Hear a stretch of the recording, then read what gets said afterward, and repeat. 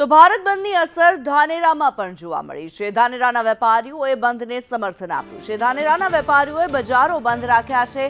મોટી સંખ્યામાં રેલી કાઢી આવેદન આપવામાં આવશે। પોલીસે તમામ હોદ્દેદારોની અટકાયત કરી છે। સુપ્રીમ કોર્ટના ચુકાદાને લઈને આજે ભારત બંધનું એલાન કરવામાં આવ્યું છે। ભારત બંધની અસર અલગ અલગ જગ્યાએ જોવા મળી રહી છે। ગુજરાતમાં અરવલ્લીમાં પણ અસર જોવા મળી છે। બનાસકાંઠામાં ધાનેરામાં અસર જોવા મળી છે। વેપારીઓ દ્વારા પોતાની દુકાનો બંધ રાખવામાં આવી છે।